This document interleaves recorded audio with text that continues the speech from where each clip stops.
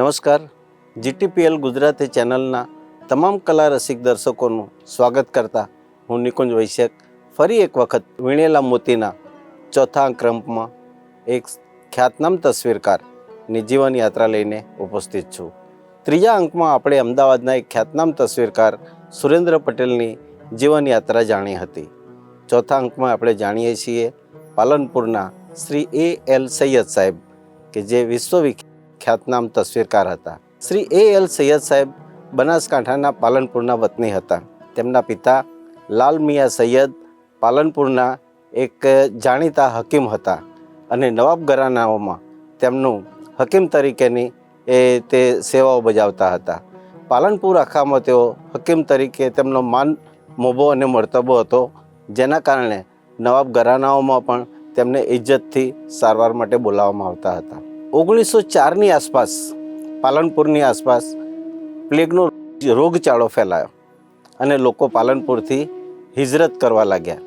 ત્યારે પાલનપુરના નવાબ શેરે મોહમ્મદ ખાને લાલ મિયા સૈયદજીને તેમને પાલનપુરથી 15 કિલોમીટર દૂર વર્ણાવાડા નામના ગામે તેમને આશ્રય આપ્યો અને ત્યાં વર્ણાવાડામાં 1904માં 2 ફેબ્રુઆરીના રોજ હકીમ સાહેબના ધર્મપત્નીએ એક સુપુત્રને જન્મ આપ્યો અને એ સુપુત્ર એટલે આપણા આબિદ મિયા, આપણા A.L. સૈયદ સાહેબ, જે આગળ જતાં સૈયદ સાહેબ તરીકે વિશ્વવિખ્યાત રહ્યા. લાલ મિયા સૈયદનો પરિવાર આમ તો હકીમ, તો ફોટોગ્રાફીમાં તેઓ કેવી રીતે આવ્યા એનો એક સુંદર ઇતિહાસ છે, આપણે જાણીએ. લાલ મિયા ધીરે એમની ઉંમર થતી જતી હતી ત્યારે એમના મોટા પુત્ર K.L. સૈયદ, તેમનું નામ હતું ખાનજી મિયા લાલ મિયા સૈયદ. તેઓ પિતાની સાથે જતા અને પિતાની સાથે સારવાર કરતાં પોતે પણ એક હોશિયાર હકીમ થઈ ગયા હતા અને આને કારણે નવાબી ઘરાનાઓમાં તેમનો પણ માન મર્તબો ખૂબ જ વધી ગયો હતો અને તેઓ પારિવારિક સભ્યની જેમ નવાબી ઘરાનામાં જતા. પાલનપુરના નવાબને ત્યાં કોઈ પણ શુભ અવસરો હોય, લગ્ન હોય કે બીજો કોઈ પણ પ્રસંગ હોય, K.L. સૈયદ સાહેબને આમંત્રણ હોય અને પરિવારના સભ્યની જેમ તેઓ ઉપસ્થિત રહેતા. ત્યાં એક ઘટના એમને નોંધી કે ત્યાં પ્રસંગની ફોટોગ્રાફી કરવા માટે વિદેશથી ફોટોગ્રાફરોને બોલાવવામાં આવતા, ઊંચા દામ આપવા પડતા અને સરભરા પણ ખૂબ કરવી પડતી. ત્યારે સૈયદ સાહેબે વિચાર્યું કે આ વિદેશના ફોટોગ્રાફરો જો ફોટોગ્રાફી કરી શકે છે તો આપણે કેમ નહીં? અને હકીમ એવા K.L. સૈયદ સાહેબ બસ નક્કી કર્યું કે મારે ફોટોગ્રાફી શીખવી છે અને ફોટોગ્રાફી કરવી છે. હવે ફોટોગ્રાફી કરવા વિચાર્યું તો ખરું, પરંતુ કેમેરા લાવવા ક્યાંથી? પરંતુ તેમની સાસરી ડભોઈમાં તેમનું મિત્ર વર્તુળ ખૂબ સારું હતું. સાસરી પક્ષ પણ મદદરૂપ થનારી ભાવનાવાળા હતા. K.L. સૈયદ સાહેબ પહોંચી ગયા ડભોઈમાં. મિત્રો સગા સંબંધી પાસેથી પૈસા લીધા અને બોમ્બે જઈને તેમણે કોડાક કંપનીનો કેમેરો ખરીદ્યો અને બોમ્બેમાં જ ફોટોગ્રાફી પણ શીખ્યા. ફોટોગ્રાફીની આવડત થઈ જતાં ત્યાં જ એમણે ફોટોગ્રાફીનો વ્યવસાય ચાલુ કર્યો, ઓર્ડરો લેવાના ચાલુ કર્યા અને મુંબઈમાં અને ડભોઈમાં ફોટોગ્રાફી કરી તેમાંથી જે પૈસા કમાયા એ પૈસાથી કેમેરાનું દેવું ચૂકવ્યું અને પછી ત્યારબાદ જ તેઓ પાલનપુર પરત આવ્યા. પાલનપુર આવીને તેમણે નવાબ સાહેબને પોતાની ફોટોગ્રાફી બતાવી. નવાબ સાહેબ આ ફોટોગ્રાફી જોઈને ખૂબ પ્રભાવિત થયા. નવાબ સાહેબના પરિવારના ફોટા પણ એમણે લીધા અને નવાબ સાહેબે પણ નક્કી કર્યું કે જ્યારે આપણા પરિવારના જ સભ્ય આટલી સુંદર ફોટોગ્રાફી કરે છે તો આપણે વિદેશથી કેમ બોલાવવા?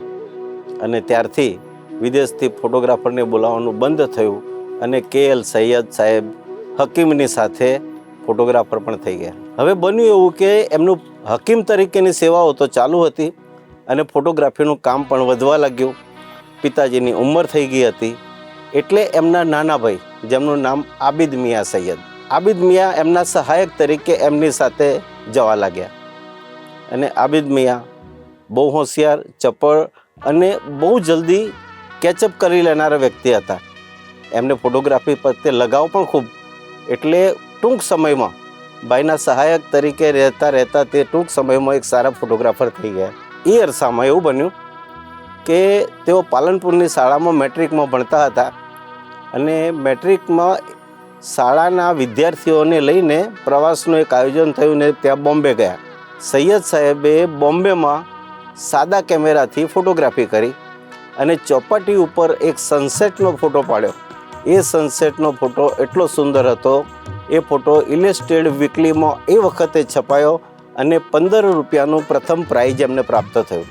હવે તેમને ફોટોગ્રાફીમાં રુચિ વધી, તેમનો ઉત્સાહ પણ વધ્યો અને ભણવાનો રસ ઓછો થયો. ભાઈની સાથે સહાયક તરીકે કામ કરવાનું હતું. હવે તો સ્વતંત્ર પણ ફોટોગ્રાફી કરતા હતા અને અધૂરામાં પૂરા મેટ્રિકમાં નપાસ થયા. પછી મેટ્રિકથી જ એમણે ભણવાનું છોડી દીધું અને ભાઈની સાથે એ ફોટોગ્રાફી કરવા લાગી ગયા. હવે તેઓ એક પરિપક્વ ફોટોગ્રાફર હતા, સ્વતંત્ર ફોટોગ્રાફી કરી શકતા હતા. એટલે સૈયદ સાહેબે પોતાના નાના ભાઈને જવાબદારી સોંપી અને પોતે ધીરે ધીરે ફોટોગ્રાફીમાંથી નિવૃત્ત થવા લાગ્યા. એલ સૈયદ સાહેબ ફોટોગ્રાફીમાં પોતાના સ્વભાવ, પોતાની કલા, પોતાની આવડતના કારણે પાલનપુરના નવાબના જ્યાં જ્યાં સંબંધીઓના રજવાડા હતા ત્યાં પરિવારોમાં લગ્ન કે અન્ય શુભ પ્રસંગની ફોટોગ્રાફીનું કામ આબિદ મિયાંને મળવા લાગ્યું અને જોત જોતામાં નવાબી ઘરાનાના બરોડા, સૌરાષ્ટ્ર, બિકાનેર, જોધપુર, છોટાઉદેપુર, ડુંગરપુર અને કાશ્મીરના રાજાઓના તેઓ પ્રિય ફોટોગ્રાફર અથવા તો પારિવારિક ફોટોગ્રાફર બની ગયા. જ્યારે પણ રાજાઓ જંગલમાં શિકાર કરવા જાય ત્યારે પણ આબિદ મિયાં તેઓની સાથે હોય. એક મહિનો તેમની સાથે રોકાતા અને આબિદ મિયાં જંગલમાં પ્રાકૃતિક ફોટોગ્રાફી કરતા, વન્યજીવોની ફોટોગ્રાફી કરતા અને આમ કરતાં કરતાં તેઓએ એક વન્યજીવ ફોટોગ્રાફર તરીકે પણ પોતાની ઓળખને પ્રસ્થાપિત કરી હતી.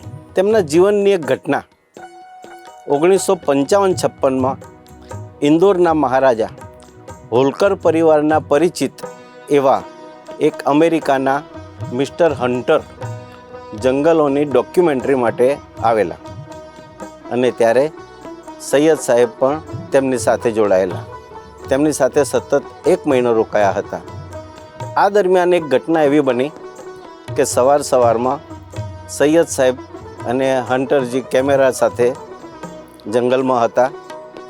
અચાનક એક વાઘ ઝાડીમાંથી સૈયદ સાહેબની સામે આવીને ઊભો રહી ગયો. સૈયદ સાહેબ સહેજ પણ ડર્યા વિના કેમેરા સાથે એમ જ ઊભા રહ્યા અને મિસ્ટર હન્ટરે પણ ધીમા અવાજે કહ્યું, ડોન્ટ મૂવ. અને એ 2, 4, 5 ક્ષણ બાદ વાઘને પણ કોણ જાણે શું થયું, એ પાછો વળી ગયો અને જાળીમાંથી નીકળી ગયો. સૈયદ સાહેબ જ્યાં સુધી જીવ્યા ત્યાં સુધી આ ઘટનાને યાદ કરતા હતા કે આ ઘટના હું ક્યારેય નહીં ભૂલી શકું. અને એમને એટલી યાદ હતી કે એમણે એક ચિત્રકારને બોલાવીને એમણે કહેલું કે મારે આવી સિચ્યુએશનમાં એક ચિત્ર જોઈએ છીએ અને એવું એમણે એક પેઇન્ટિંગ પણ બનાવડાવેલું હતું. સૈયદ સાહેબને ફોટોગ્રાફર તરીકે દબદબો હતો. જીવનમાં પૈસા પણ હતા, પ્રતિષ્ઠા પણ હતી, પરંતુ તેમને તો પૈસા કરતાં તેમના ફોટા પ્રસિદ્ધ થાય તેમાં વધુ રસ હતો.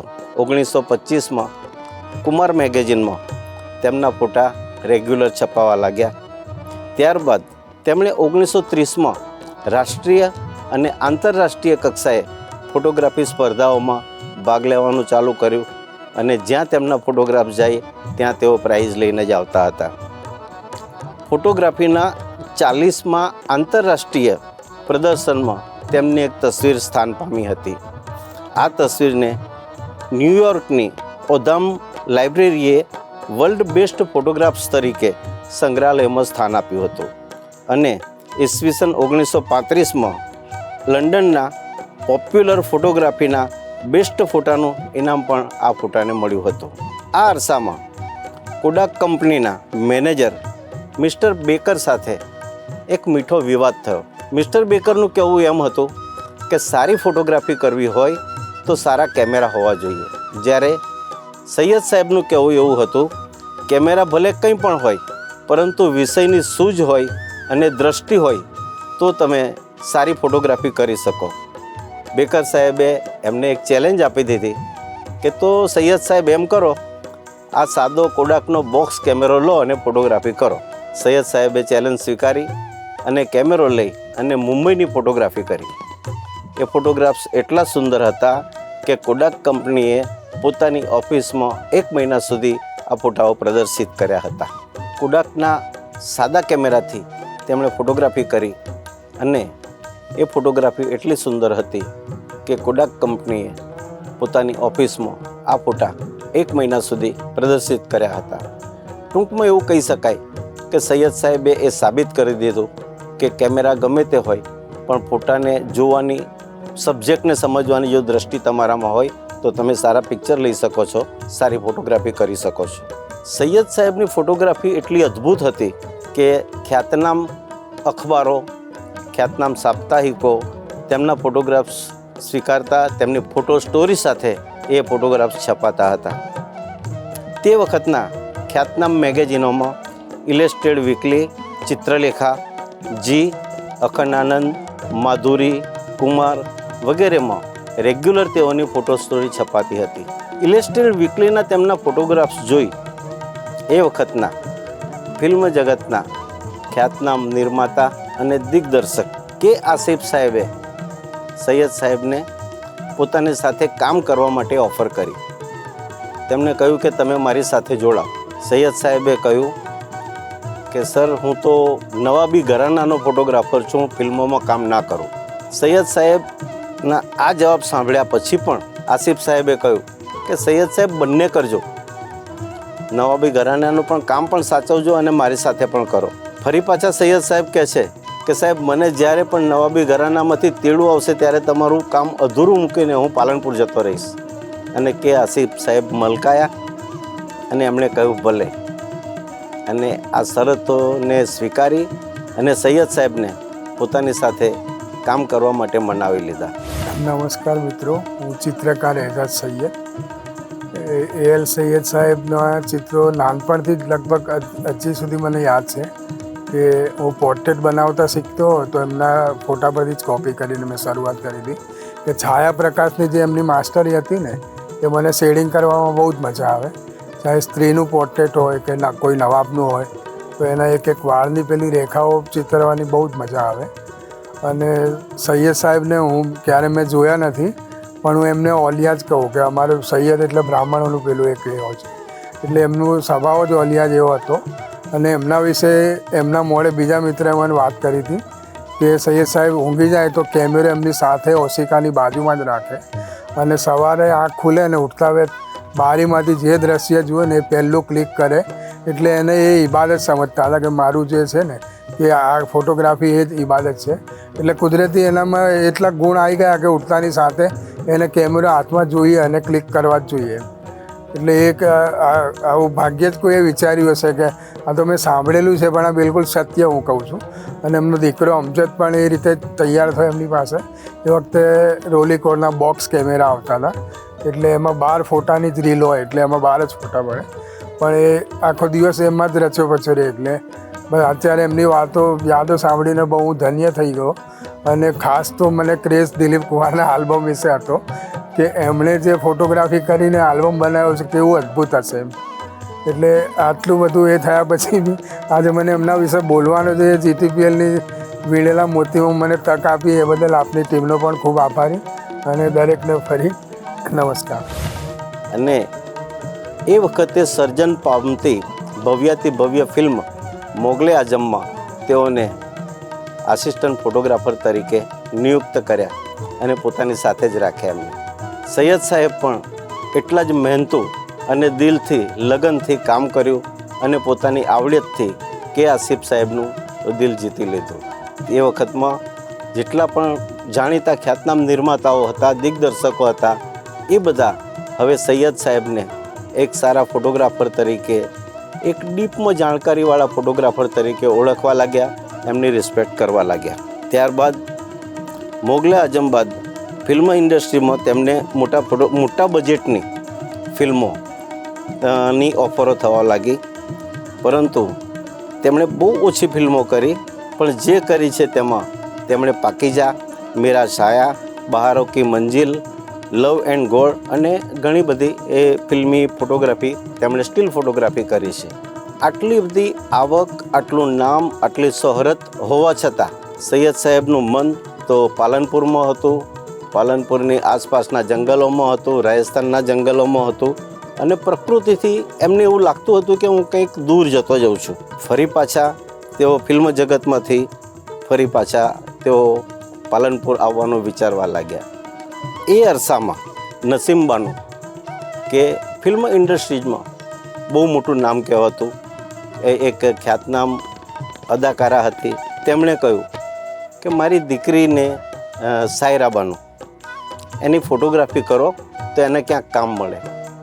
અને સૈયદ સાહેબે સાયરાબાનુની મોડેલિંગ ફોટોગ્રાફી કરી અને સાયરાબાનુ સાથે પણ ખૂબ સારા એમના પારિવારિક સંબંધો થઈ ગયા. દિલીપ સાહેબ તો એમને ખૂબ સારી રીતે જાણતા જ હતા અને એના કારણે જ્યારે દિલીપ કુમાર સાહેબ અને સાયરાબાનુના લગ્ન થયા ત્યારે માત્ર ને માત્ર સૈયદ સાહેબ જ ફોટોગ્રાફી કરે એવું એમને ફરમાન હતું. અને દિલીપ સાહેબના લગ્નની બેડરૂમ સુધીની ફોટોગ્રાફી સૈયદ સાહેબે કરેલી. અન્ય કોઈ પણ ફોટોગ્રાફરને આવી તક મળી નહોતી. આ જ રીતે જદનબાઈએ પણ કહ્યું કે નરગિસના ફોટા પાડો અને નરગિસના ફોટા પણ સૈયદ સાહેબે પાડેલા. અને સૈયદ સાહેબ ફિલ્મ જગતમાં દરેકના માનીતા લાડવયા ફોટોગ્રાફર થઈ ગયા હતા. ફિલ્મી જગતમાં આટલું માન મર્તબો મોભો હોવા છતાં તેમનું હૃદય તો પાલનપુરમાં અને નવાબ સાહેબના સગા સંબંધીઓના મેરેજમાં જ રહેતું. તેઓ પાલનપુર, રાજસ્થાન, કાશ્મીર, મધ્યપ્રદેશ જેવા રાજ્યોના રાજવી પરિવારોના ફોટોગ્રાફીના કામ માટે જતા અને ત્યાં તેઓ લોકજીવન પણ કેમેરે કંડારતા, પ્રકૃતિ પણ કેમેરે કંડારતા અને તેઓ તે તસવીરોને જીવંત તસવીરો હતી તેમની, તે તસવીરો તેઓ પ્રદર્શનમાં મૂકતા ત્યારે હંમેશા એમની તસવીરો પ્રાઇઝ લઈને આવતી હતી. ચાલો તેમની થોડીક સિદ્ધિઓ અને પ્રદર્શન વિશે થોડી જાણકારી મેળવી લઈએ. આમ તો યાદી ખૂબ લાંબી છે, પરંતુ સમયના અભાવે આપણે થોડાક અંશો જ એમાંથી લઈ રહ્યા છીએ. 1969માં પાલનપુર સમાજ કેન્દ્રના સૌજન્યથી મુંબઈની જહાંગીર આર્ટ ગેલેરીમાં તેઓનું ફોટોગ્રાફી પ્રદર્શન યોજવામાં આવ્યું હતું. 1973માં દિલ્હીમાં સૈયદ સાહેબના ફોટોગ્રાફનું પ્રદર્શન યોજાયું હતું, જેનું ઉદ્ઘાટન તે સમયના રાષ્ટ્રપતિ શ્રી વી ગિરીએ કરી અને જાહેર જનતા માટે પ્રદર્શન ખુલ્લું મૂકેલ હતું. ત્યારબાદ સુરત, અમદાવાદ, પાલનપુર વગેરેમાં તેઓની ફોટોગ્રાફીના વન મેન શો યોજાયા હતા. 1976માં બોમ્બે ફોટોગ્રાફિક સોસાયટી અને ક્લબે તેઓનું સન્માન કરેલ હતું. ફોટોગ્રાફિક સોસાયટી ઓફ ઇન્ડિયા ભોપાલે તેઓની તસવીરોનું પ્રદર્શન યોજી અને તેમને છાયારત્ન તરીકે એવોર્ડ આપી સન્માનિત કર્યા હતા. Photographic society of India Bhopal બાદ ચંદીગઢ ફોટોગ્રાફી સોસાયટીએ પણ તેઓને આજીવન વિશિષ્ટ સેવા ફોટોગ્રાફીની સેવાઓ બદલ તેમનું સન્માન કરવા માટે તેમને આમંત્રણ મોકલ્યું. પરંતુ સૈયદ સાહેબની નાદુરસ્ત તબિયત અને વધતી જતી ઉંમરના કારણે તેઓએ આ સન્માન સ્વીકારવા માટે પહોંચી વળવા માટે સવિનય તેમણે ના પાડી હતી. પરંતુ તેમનું રિસ્પેક્ટ તો જો ચંદીગઢની ફોટોગ્રાફિક કમિટી તેમના ઘરે આવી અને તેમનું સન્માન કર્યું. આટલો આદરભાવ સૈયદ સાહેબ પોતાની ફોટોગ્રાફીથી લોકોના હૃદયમાં પામી શક્યા હતા. 1980માં ઇલેસ્ટ્રેડ વીકલી સાપ્તાહિક જ્યારે પોતાના 100 વર્ષની ઉજવણી કરતું હતું ત્યારે શ્રી સૈયદ સાહેબને મુખ્ય મહેમાન તરીકે ત્યાં આમંત્રિત કરી અને ફોટોગ્રાફીનું ઉદ્ઘાટન તેઓના હસ્તે કરવામાં આવ્યું હતું અને એ રીતે ઇલેસ્ટ્રેડ વીકલીએ પણ તેમને સન્માનિત કર્યા હતા.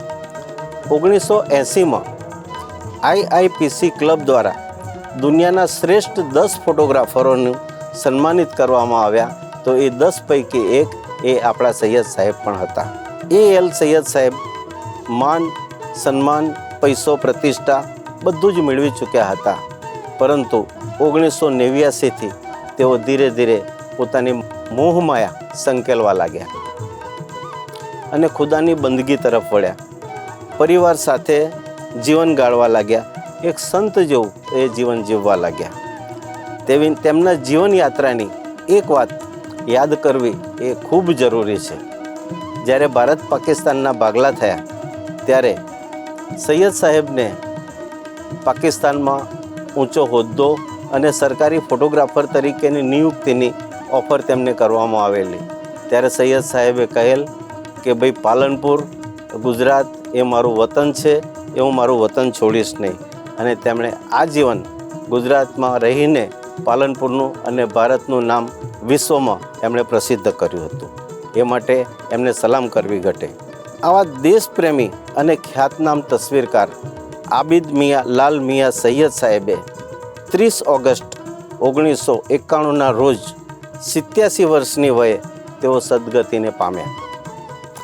આપણી તસવીર કલાના ધરોહર જેવા શ્રી સૈયદ સાહેબની જીવનયાત્રાને યાદ કરીને આજે આપણે ધન્ય થઈ ગયા.